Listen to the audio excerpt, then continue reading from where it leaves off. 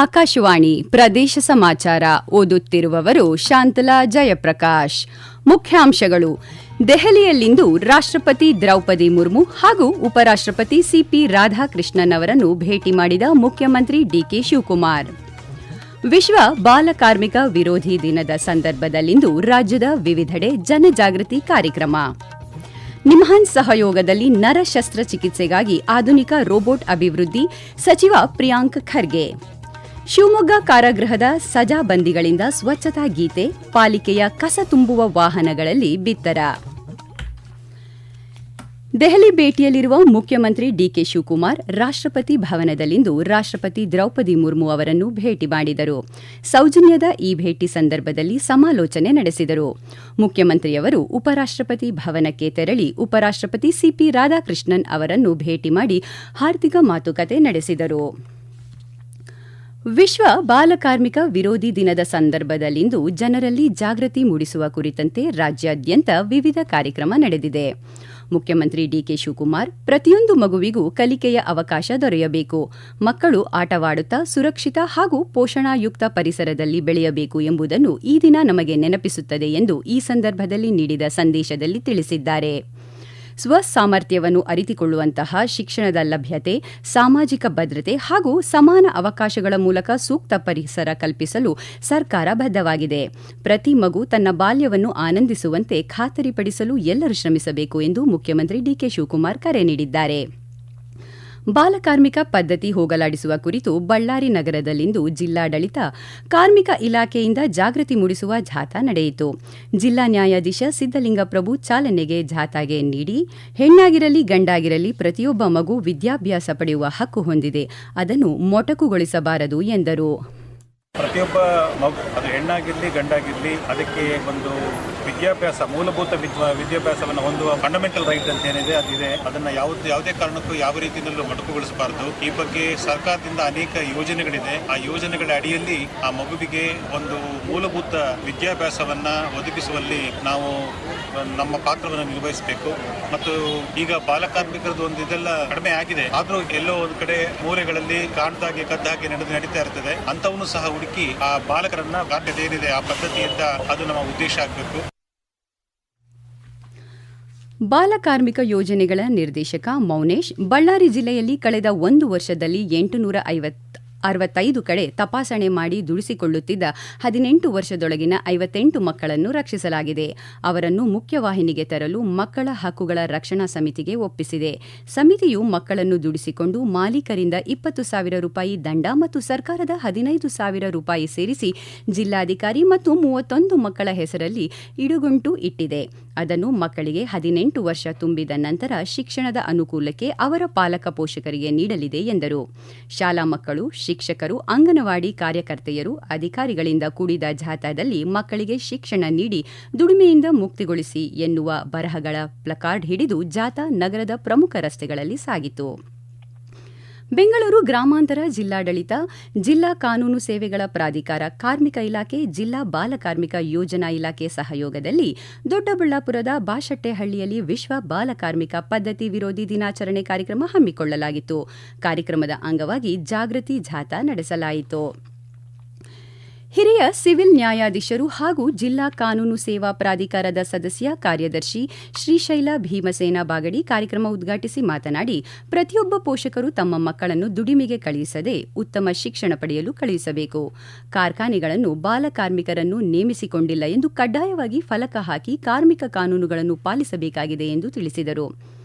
ಮಂಡ್ಯ ನಗರದ ಗಾಂಧಿ ಭವನದಲ್ಲಿ ನಡೆದ ಸಮಾರಂಭದಲ್ಲಿ ಹೆಚ್ಚುವರಿ ಜಿಲ್ಲಾ ಮತ್ತು ಸತ್ರ ನ್ಯಾಯಾಧೀಶರಾದ ಮಂಜುಳಾ ಇಟ್ಟಿ ಮಾತನಾಡಿ, ಮಕ್ಕಳಿಗೆ ಗುಣಮಟ್ಟದ ಶಿಕ್ಷಣ ಮತ್ತು ಸುರಕ್ಷಿತ ಬಾಲ್ಯವನ್ನು ಒದಗಿಸುವುದು ಸಮಾಜದ ಕರ್ತವ್ಯವಾಗಿದೆ ಎಂದರು. ಬಾಲಕಾರ್ಮಿಕ ಪದ್ಧತಿ ನಿರ್ಮೂಲನೆಗೆ ವಿಶೇಷ ಜಾಗೃತಿ ಕಾರ್ಯಕ್ರಮಗಳನ್ನು ಹಮ್ಮಿಕೊಳ್ಳಲಾಗಿದೆ. ಗೋಡೆ ಬರಹ, ಆಟೋ ಪ್ರಚಾರ ಹಾಗೂ ಜಾಥಾಗಳ ಮೂಲಕ ಅರಿವು ಕಾರ್ಯಕ್ರಮಗಳನ್ನು ಹಮ್ಮಿಕೊಳ್ಳಲಾಗಿದೆ. ಹಾವೇರಿಯಲ್ಲಿಂದು ವಿಶ್ವ ಬಾಲಕಾರ್ಮಿಕ ಪದ್ಧತಿ ವಿರೋಧಿ ದಿನಾಚರಣೆಯ ಅಂಗವಾಗಿ ಹಮ್ಮಿಕೊಂಡಿದ್ದ ಜಾಥಾಕ್ಕೆ ಜಿಲ್ಲಾ ಪ್ರಧಾನ ಜಿಲ್ಲಾ ಮತ್ತು ಸತ್ರ ನ್ಯಾಯಾಧೀಶರು ಆಗಿರುವ ಜಿಲ್ಲಾ ಕಾನೂನು ಸೇವೆಗಳ ಪ್ರಾಧಿಕಾರದ ಅಧ್ಯಕ್ಷ ಬಿರಾದಾರ ದೇವೀಂದ್ರಪ್ಪ ಎನ್ ಜಾಥಾಗೆ ಚಾಲನೆ ನೀಡಿದರು. ಬಾಲಕಾರ್ಮಿಕ ಪದ್ಧತಿಯನ್ನು ಸಂಪೂರ್ಣವಾಗಿ ನಿರ್ಮೂಲನೆ ಮಾಡಿ ಪ್ರತಿಯೊಂದು ಮಗುವು ಶಿಕ್ಷಣದಿಂದ ವಂಚಿತವಾಗದಂತೆ ನೋಡಿಕೊಳ್ಳುವ ಉದ್ದೇಶದಿಂದ ಜಿಲ್ಲಾಡಳಿತ, ಜಿಲ್ಲಾ ಕಾನೂನುಗಳ ಸೇವೆಗಳ ಪ್ರಾಧಿಕಾರ ಸೇರಿದಂತೆ ವಿವಿಧ ಇಲಾಖೆಗಳ ಸಂಯುಕ್ತಾಶ್ರಯದಲ್ಲಿ ದಾವಣಗೆರೆಯಲ್ಲಿಂದು ವಿಶ್ವ ಬಾಲಕಾರ್ಮಿಕ ಪದ್ಧತಿ ವಿರೋಧಿ ದಿನಾಚರಣೆಯನ್ನು ಅರ್ಥಪೂರ್ಣವಾಗಿ ಆಚರಿಸಲಾಯಿತು. ಎಸ್ಪಿಎಸ್ ನಗರದ ಸರ್ಕಾರಿ ಪ್ರೌಢಶಾಲೆಯ ಆವರಣದಲ್ಲಿ ಜಾಗೃತಿ ಜಾಥಾಕ್ಕೆ ಪ್ರಧಾನ ಜಿಲ್ಲಾ ಮತ್ತು ಸತ್ರ ನ್ಯಾಯಾಧೀಶರು ಹಾಗೂ ಜಿಲ್ಲಾ ಕಾನೂನು ಸೇವೆಗಳ ಪ್ರಾಧಿಕಾರದ ಅಧ್ಯಕ್ಷರಾದ ವೇಲಾ ಡಿಕೆ ಅವರು ಹಸಿರು ನಿಶಾನೆ ತೋರಿಸುವ ಮೂಲಕ ಚಾಲನೆ ನೀಡಿದರು. ಪ್ರದೇಶ ಸಮಾಚಾರ ಕೇಳುತ್ತಿದ್ದೀರಿ. ನಮ್ಮ ಎಲ್ಲಾ ರಾಷ್ಟ್ರೀಯ ವಾರ್ತೆಗಳು ಹಾಗೂ ಪ್ರದೇಶ ಸಮಾಚಾರ ಈಗ ಆಕಾಶವಾಣಿ ನ್ಯೂಸ್ ಕನ್ನಡ ಯೂಟ್ಯೂಬ್ ಚಾನೆಲ್ನಲ್ಲಿ ಲಭ್ಯ. ನಮ್ಮ ಎಕ್ಸ್ ಖಾತೆ ಮತ್ತು ಇನ್ಸ್ಟಾಗ್ರಾಂ ಖಾತೆ ಆಕಾಶವಾಣಿ ನ್ಯೂಸ್ ಕನ್ನಡ. ಹೆಚ್ಚಿನ ಮಾಹಿತಿಗಾಗಿ ನಮ್ಮ ಫೇಸ್ಬುಕ್ ಖಾತೆ AIR ಕನ್ನಡ ನ್ಯೂಸ್ ಅನುಸರಿಸಿ. ಮಾಹಿತಿಯ ಹೂರಣ ವಾರದ ಕಾರ್ಯಕ್ರಮ ಪ್ರಚಲಿತ ವಿದ್ಯಮಾನ ಪ್ರತಿ ಬುಧವಾರ 9:15ಕ್ಕೆ.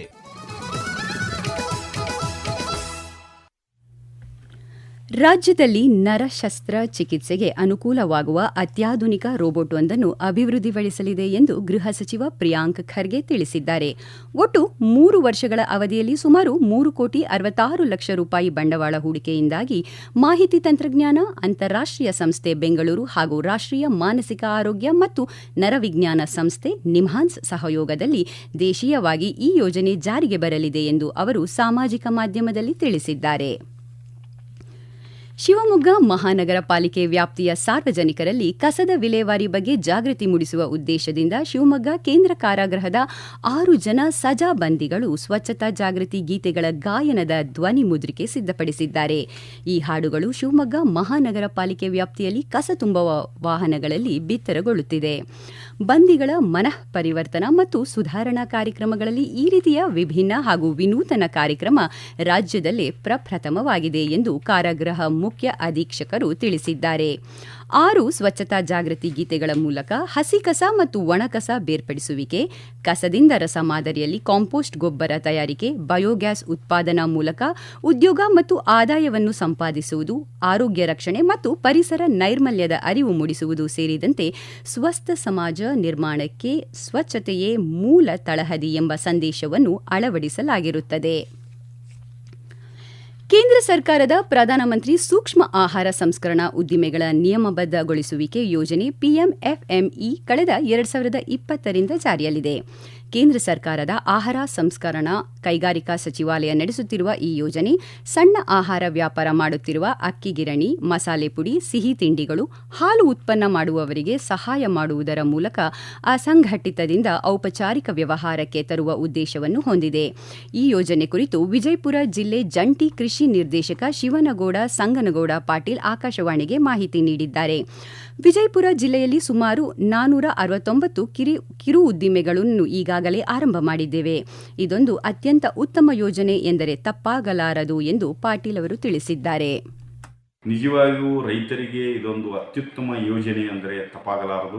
ಏಕೆ ಅಂದರೆ ರೈತರು ತಾವು ಬೆಳೆದಂತ ಬೆಳೆ ಅದನ್ನು ನೇರವಾಗಿ ಮಾರುಕಟ್ಟೆಗೆ ಮಾರುವ ಜೊತೆಗೆ ಒಂದು 10% 15% ಅದನ್ನು ಮೌಲ್ಯವರ್ಧನೆ ಮಾಡಿ ವ್ಯಾಲ್ಯೂ ಎಡಿಷನ್ ಮಾಡಿ ಮಾರಿದ್ದೇ ಆದರೆ ಅವರಿಗೆ ನಿಜವಾಗಿಯೂ ಆದಾಯ ಪ್ರಮಾಣ ಜಾಸ್ತಿ ಆಗುವ ಒಂದು ಯೋಜನೆ ಇದರ ಮೂಲ ಉದ್ದೇಶ. ಎರಡನೆಯ ಉದ್ದೇಶ ಏನಪ್ಪಾ ಅಂದ್ರೆ ಎಂಪ್ಲಾಯ್ಮೆಂಟ್, ಉದ್ಯೋಗ ಸೃಜನೆ ಆಗುವಂತ ಈ ಒಂದು ಮಹತ್ವವಾದ ಯೋಜನೆಗೆ ಕೇಂದ್ರ ಸರ್ಕಾರ ವಿಶೇಷ ಒತ್ತನ್ನು ಕೊಟ್ಟು ಅದು ರಾಜ್ಯ ಸರ್ಕಾರದ ಸಹಯೋಗದೊಂದಿಗೆ ಈ ಒಂದು ನಮ್ಮ ಜಿಲ್ಲೆಯಲ್ಲಿ ನಾವು ಅನುಷ್ಠಾನ ಮಾಡ್ತಾ ಇದ್ದೀವಿ. ಪ್ರಕೃತಿ ವಿಕೋಪದಿಂದ ಜಾನುವಾರುಗಳನ್ನು ಕಳೆದುಕೊಂಡು ರೈತರಿಗೆ ಸರ್ಕಾರದಿಂದ ನೀಡಲಾಗುತ್ತಿರುವ ಪರಿಹಾರ ಮೊತ್ತವನ್ನು ಅಗತ್ಯ ಕಾರ್ಯಗಳಿಗೆ ಬಳಸಿಕೊಂಡು ಕುಟುಂಬದ ಆರ್ಥಿಕ ಸ್ಥಿತಿಯನ್ನು ಬಲಪಡಿಸಿಕೊಳ್ಳಬೇಕು ಎಂದು ಯಾದಗಿರಿ ಜಿಲ್ಲೆಯ ಗುರುಮಟ್ಕಲ್ ಮತಕ್ಷೇತ್ರದ ಶಾಸಕ ಶರಣಗೌಡ ಕಂದಕೂರು ಸಲಹೆ ನೀಡಿದರು. ಯಾದಗಿರಿ ನಗರದಲ್ಲಿನ ಶಾಸಕರ ಕಚೇರಿಯಲ್ಲಿ ಪ್ರಕೃತಿ ವಿಕೋಪ ಪರಿಹಾರ ಯೋಜನೆಯಡಿ ಸಂತ್ರಸ್ತ ರೈತರಿಗೆ ಪರಿಹಾರಧನದ ಚೆಕ್ಗಳನ್ನು ವಿತರಿಸಿ ಮಾತನಾಡಿದ ಅವರು, ರೈತರು ಎದುರಿಸುತ್ತಿರುವ ಆರ್ಥಿಕ ಸಂಕಷ್ಟದ ಸಂದರ್ಭದಲ್ಲಿ ಸರ್ಕಾರದ ನೆರವು ಮಹತ್ವವಾಗಿದ್ದು, ಅದನ್ನು ವ್ಯರ್ಥ ವೆಚ್ಚಗಳಿಗೆ ಬಳಸದೆ ಕುಟುಂಬದ ಅವಶ್ಯಕತೆಗಳನ್ನು, ಮಕ್ಕಳ ಶಿಕ್ಷಣ ಹಾಗೂ ಜೀವನೋಪಾಯದ ಅಭಿವೃದ್ಧಿಗೆ ವಿನಿಯೋಗಿಸಬೇಕು ಎಂದು ಹೇಳಿದರು. ಕೊನೆಯಲ್ಲಿ ಮತ್ತೊಮ್ಮೆ ಮುಖ್ಯಾಂಶಗಳು. ದೆಹಲಿಯಲ್ಲಿಂದು ರಾಷ್ಟ್ರಪತಿ ದ್ರೌಪದಿ ಮುರ್ಮು ಹಾಗೂ ಉಪರಾಷ್ಟ್ರಪತಿ ಸಿಪಿ ರಾಧಾಕೃಷ್ಣನ್ ಅವರನ್ನು ಭೇಟಿ ಮಾಡಿದ ಮುಖ್ಯಮಂತ್ರಿ ಡಿಕೆ ಶಿವಕುಮಾರ್. ವಿಶ್ವ ಬಾಲಕಾರ್ಮಿಕ ವಿರೋಧಿ ದಿನದ ಸಂದರ್ಭದಲ್ಲಿಂದು ರಾಜ್ಯದ ವಿವಿಧೆಡೆ ಜನಜಾಗೃತಿ ಕಾರ್ಯಕ್ರಮ. ನಿಮ್ಹಾನ್ ಸಹಯೋಗದಲ್ಲಿ ನರ ಶಸ್ತ್ರಚಿಕಿತ್ಸೆಗಾಗಿ ಆಧುನಿಕ ರೋಬೋಟ್ ಅಭಿವೃದ್ಧಿ, ಸಚಿವ ಪ್ರಿಯಾಂಕ್ ಖರ್ಗೆ. ಶಿವಮೊಗ್ಗ ಕಾರಾಗೃಹದ ಸಜಾಬಂದಿಗಳಿಂದ ಸ್ವಚ್ಛತಾ ಗೀತೆ, ಪಾಲಿಕೆಯ ಕಸ ತುಂಬುವ ವಾಹನಗಳಲ್ಲಿ ಬಿತ್ತರ. ಇಲ್ಲಿಗೆ ಪ್ರದೇಶ ಸಮಾಚಾರ ಮುಗಿತು. ನಮ್ಮ ಮುಂದಿನ ವಾರ್ತಾ ಪ್ರಸಾರ ಸಂಜೆ 6:40ಕ್ಕೆ.